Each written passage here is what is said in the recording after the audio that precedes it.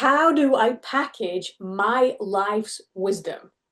Hey everyone, welcome back to the Potent Productivity Podcast. I'm here with Robert Cabeca, my good friend and business Yeah, owner. So today we're tackling a profound identity crisis that hits a lot of solo business owners that I've worked with, and me too, and Robert too. So, we've all been yes. in this boat, but maybe you've spent 10 or 20 or 30 years building this wall of certifications. You've um, studied really hard to learn what you know in your previous career. Maybe your positioning's changing slightly and you're stepping into a new season of life or a new business model or a new niche or a higher level of leadership. And suddenly, those old credentials really don't seem to fit who you are or what you want to do anymore. So it kind of makes you feel a bit trapped. Those certifications are where like all of your credibility sits. So you don't want to throw them away, and they were useful to getting you to where they are now, but trying to drag them all into the next chapter is kind of making your messaging really cluttered and confusing and heavy. I don't know what you think about that, Robert. Well, um, How long have we got? ooh, yes, exactly. So what was it? A couple years ago, I collected all the certificates that I had, for achievements and, for certifications for studies and what have yous. And I spread them out like a deck of cards because there were like 52 of them. Wow. And most of them in information technology and cybersecurity, some for business leadership, and some for mental health awareness and training and mental health coaching, and blah, blah, blah.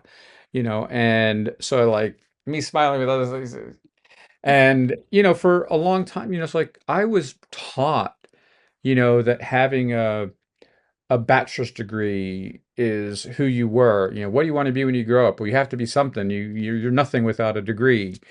And oh, I'm sorry, I flunked out of college three times, four times. And I didn't. I have all these credits, but I don't have a degree. Mm-hmm. I didn't flunk out, but I just never pursued it to its completion. So I don't have a college degree because so much of the information that I thought that I was being forced to learn was absolutely useless and pathetic, and I had no interest in it whatsoever. And I didn't want to waste my time and spend money wasting my time and spend time wasting my time on things that I knew I was never going to use. So I pursued, getting certifications in specific things that I wanted to study. Cool.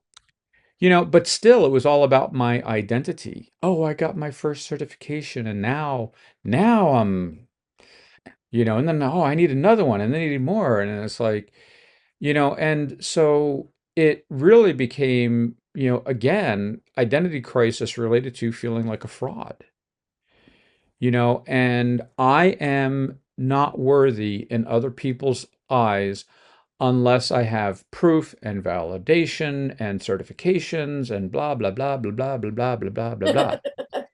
Yeah, And it's the big lie, right? yeah. Yeah, and I think when you've spent a lifetime trying to prove your own worth to yourself, you Yeah. do have a whole bunch of qualifications. And I did exactly the same when I wanted to move out of personal training into sports injury rehab and then later on sports injury treatment. The difference between how the medical professionals would look at you and how the fitness professionals would look at you was totally different. Mhm. The medical professionals really look down their nose at you if you're a fitness professional trying to do something that they perceived as being their turf. Things are very different now, I have to say that. Yeah. But we're talking like 25 years ago and more, you know. So for me, getting a master's degree in sports injury, I thought, yes, this is going to be it. This is going to be the one thing that makes me credible to all these medical professionals who have been currently looking down their nose at me. And I'm like, okay. So I spent ages putting MSc at the end of my, my business cards, MSc, BSc, because because I was really proud of the fact that I'd achieved that quite rightly. Hmm. But then I Yes. realized it didn't make any difference whatsoever, you know? Some of the stuff that I learned on the training obviously was useful, but when it came to actually implementing all of this stuff, it was Hmm. totally different. And I Yeah. think there comes a point where you collect all of these certifications and you want to move forward in a different area of your business, and you don't know how to do that without giving all of the credit to all of the work that you've put in to get all of these qualifications. And it's like, well, how do I do this? Right, right. And the thing about that for me is, it's like when in information technology and medicine, what have you, yes, you want to study, you want to learn, you want to know how to do things, but the certification doesn't prove that you know how to do it good. I know a Yeah, lot of people with lots of certifications don't know how to do what they're certified in. no, You that's true. know, Yeah, me too. it's like, I mean, how many coaches do we know that have these coaching certifications that don't know anything about coaching? They don't know how to coach somebody. Yeah. They don't know how to help people, and it's like I've been in several coaching programs that um, well, there have been a couple coaching programs that I was involved in that were just like nuts. I'm like, you guys just wanted my money. You're not teaching me anything about coaching, and I know you're not.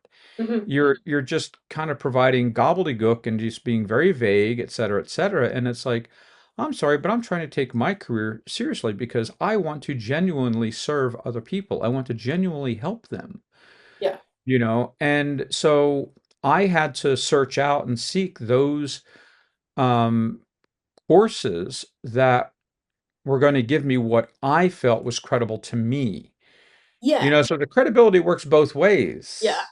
Yeah. And I think when you feel like, I mean, obviously, when you move into something new, you need to learn stuff, Yeah. and you need to learn it for your own feeling of security. You Yes. need to feel it so that you have a sense of knowing what you're doing when you're talking to somebody else or trying to teach somebody else. So there's always that element of learning. I'm not disregarding that whatsoever. But I think when we get lost in that alphabet soup of certifications and titles and all Hmm. that thing, when they're trying to make it feel like something will stick, Right. it's like when you move into that new area, if you don't have those certifications, it can feel a bit unsafe. And you can feel a Mhm. bit like, hang on a minute, I can't do this until I have this certification. Right. That's not necessarily true. Right. So your credibility doesn't live in the paper certifications, it lives Mhm. in the wisdom that you've developed along the way. Yes. Absolutely. And it's how you um, give that credit, if you like, and allow it to launch you forward Hmm. rather than trying to Yeah. let it hold you back. I mean, nobody tries to let it hold you back, but Right. um, my words are not coming out well today. No, but experience is everything, and it's like it's like I learned how to take tests. Great, brilliant. I learned how to pass tests. I Mhm. learned how to pass some tests that I didn't even need to really study for, and so those certifications mean absolutely nothing to me. Yeah. They don't. At the time, I thought that they did. It's like, oh, I'll have this, and but that was from a complete devastation of self-esteem at that point in my life, and I was looking for anything to pull me up out of it. Mhm. Right. So, but the only thing that matters is my experience because it's my experience is the only thing that I can convey to another person. That's the Yeah. only thing that's going to allow me to serve another person is my experience. I have no experience in building nuclear reactors, so I'm absolutely useless to anybody who wants to build a nuclear reactor. Mhm. I know nothing about brain surgery, so I am useless to anybody who wants to do anything with brain surgery. So I need to understand where my experience is that serves the people that I'm wanting to serve or Yeah. want to be served by me. And that's a big distinction. Yeah. And I think, I mean, I've worked with hundreds of solo business owners now as an avatar coach. So I'm helping them to figure out who it is they want to help. Yes. And it's really easy to be drawn into the idea of thinking, well, I need to understand about this industry before I can really help these people figure it out. And I'm like, actually, standing on the outside and looking in, allows me to ask the questions that I need to ask to get them to figure it out. Yes. I don't need to know these people. They know these people. I just need to ask the right questions to help them figure it out and move forwards. Yeah. So that's really where your process comes in. Because if you don't have this process that is uniquely you, and you couldn't change if you wanted to because it's so deeply embedded in who you are, then you end up with this identity paralysis and what I like to call procrastivity. So you are super busy and working your work ethic to the death, but you're not actually moving your business forward because you're shielding yourself from the things that you ought to be doing or the things that you know would bring you more success. And the problem with that is that it pushes your golden era further down the road. So your golden era is that time where you've done all the work, and you're reaping the benefits of doing all the work. And if you want to be sitting on the beach sipping a cocktail while your business is making money for you, great. But if you want that next year and you keep dancing around the subject and not really doing the things that you ought to be doing, then it's pushing it to the year after or the year after that, you know? And that really is a tax on your time and your momentum and your identity too. Yeah. Yeah. And that's really a distinction there. It's like, where does my credibility come from?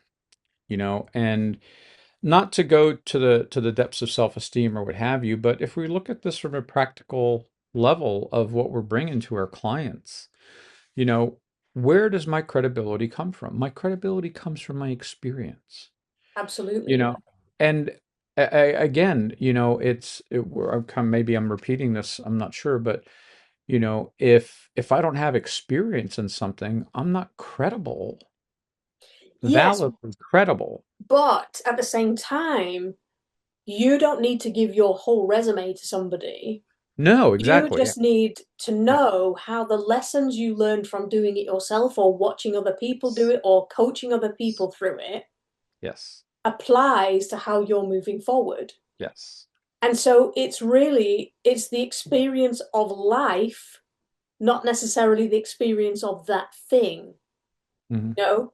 So if like moving into business, for example, from being a sports injury therapist and moving into sports injury from being a personal trainer, I still to this day wonder how I managed to convince my personal training clients to go from leaping about to laying on a table and being happy about that. And I'm like, huh. So I didn't have the experience of treating bodies until I started doing it. And Hmm. there's always going to be that, oh, I'm not good enough for this because I haven't done it yet. But I have a process of the way my brain works. And I Hmm. knew that these people that I was training with their movement and, leaping about, as I call it, they had movement issues that I knew how to fix, and I would ask them if they would mind if I gave it a go, Right. you know? And so there's a transition that happens, and it's the experience of talking to people, it's the experience of knowing yourself and how your brain works that allows you to move forwards. And that's why your proprietary method or system of how you do stuff has to be at the backbone of everything you do Yes. Yes. because you cannot be you without it. Hmm. And it makes you stand out from the crowd because you do things in a way that other people don't, because your brain works in a different way than people's do. It drives me crazy, this term of neurodiversity. There's no such thing as neurotypical when it comes to entrepreneurs. There just isn't. No, We there are isn't. Thank you wired for that. differently. We are all individual. We all see things differently. Yes. So when you own what you do and how you do it, it really helps to fit all of those certifications, all of that experience, and all of that wisdom into one system. And some of those things will fit in step one of that system, and some of those things will fit in step five of your system, but they'll all fit somewhere. They might need a tiny tweak here or there, but you'll see where they fit, or where they don't fit. You can just discard them and go, look, I appreciate where that got me. I appreciate the work I did to get it there, but now I'm moving forward. you know? Absolutely. Yeah, so much to unpack there. Wow. And I love the comment, that there really is no neurotypical. Neurodiversity is the norm, and it always has been. Yes. And, society and whatever, blah, blah, blah, won't go into any dark holes with that. But, you know, cultures or whatever's, they determine what the norm is. And if you don't fit, Hmm. even, as small as a family, you don't fit in the norm, well, Hmm. you are abnormal. And that's such a lie. Yeah. It's just so silly, and people are deprived of their uniqueness, and people are afraid of different, Hmm. and I thrive in different. It's Yeah. like in so many ways, and but and that doesn't mean that anybody's wrong. What it means is just that there's a perception that when I am trying to understand what my product and services, what my value is that I am bringing, that it's true and it's authentic to me, Hmm.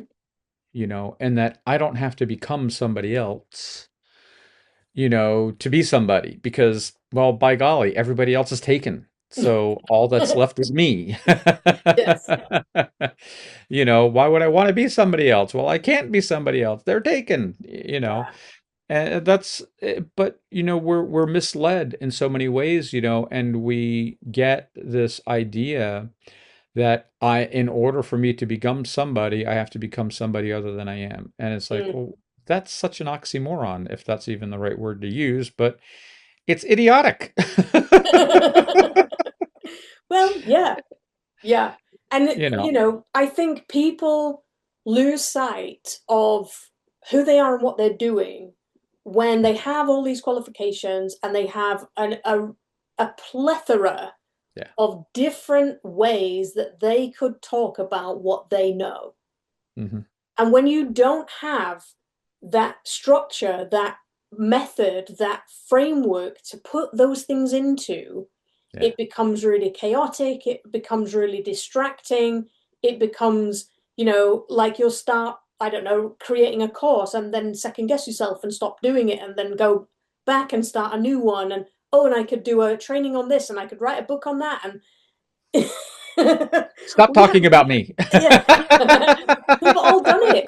But I think once you have what I like to call bookends in your framework of products and services, okay, then everything else that you do, everything else that you create fits in the middle.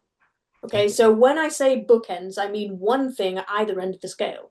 So by that, I mean if you have your proprietary method or framework, like I have the potent productivity method, for example, what is a way of people getting a really quick win with what you do, with what you teach, right? How do they get started learning about your system? How do they make the first step in your system? What can you create to give them that step, Mm, right? That's the one quick win thing. yeah. Sometimes it's a free thing, sometimes it's a paid thing, but that's the first step.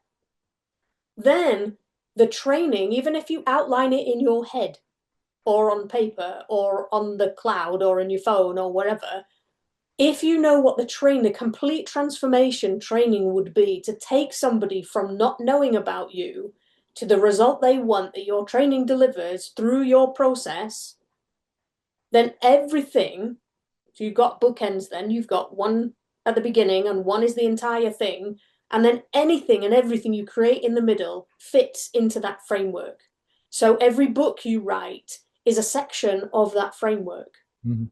Every training that you create, every webinar that you teach, everything that Right. you're doing fits into that framework from then on. And that becomes so freeing because it's so cohesive that you're starting to build a nucleus of stuff and a business that really feels impactful Mhm. rather than it being sporadic and spread out and distracting your attention all the time. Right. Yeah, and that's very clear. And having that kind of focus allows you to be creative in uh, what's what I'm looking for? Profusely? Yeah, you Yeah, can just be so much more creative, so much more effortlessly, yeah, when you're doing that, you know. Yeah. yeah. It's a bit. I like to use the idea of using the bumpers in a bowling alley. You know, Oh, yeah. Yeah. the things that raise up so that you don't lose the ball down the gutter. And if you're trying to hit the skittles at the other end and you try not to hit the bumpers, that's fine. But as soon as you realize you can hit the bumpers, then Yeah. you can get really creative with the ball and how your ball gets to the skittles, right? So you can start investigating, well, maybe if I spin it this way, or maybe if I bounce it this way, and how many Yeah. times can I make it bounce before it gets there? And you start getting creative, and it's creative within that framework. So it's kind of within the chaos, it's Yeah. like it becomes more exciting, it becomes more um, achievable, and it feels manageable rather than just creating a huge business with random pieces that don't seem to fit together, you know? And that's when your sense of identity and your sense of not really understanding where you're going with your business really starts to eat, you know? Mm.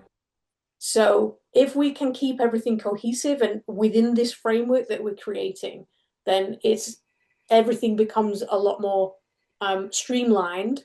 It becomes a lot more manageable, and it actually gets done.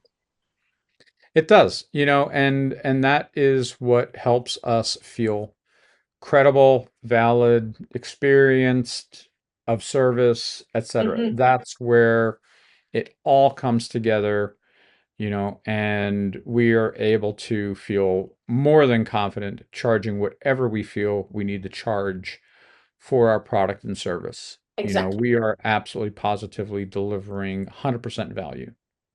Yeah. Yeah. And it's amazing how much confidence it gives you knowing how deep you can go with Yes. what you know. And you Yes. can't go deep until you know what your process is. Hmm. And people are, I mean, I wrote the book, Stop Doing It All. I wrote this book not knowing what my process was. And I Mm. figured the process out while I was writing the book, which why is why it took me so long to write it. But once I did, then I was like, oh, okay. And I see it time and time again. I'm coaching a book writing challenge at the moment, and you see it all the time with people. They think that the content that they're putting in the book is the be all and end all Right. because it is at the moment. At the It's what you moment. know right now. Yeah.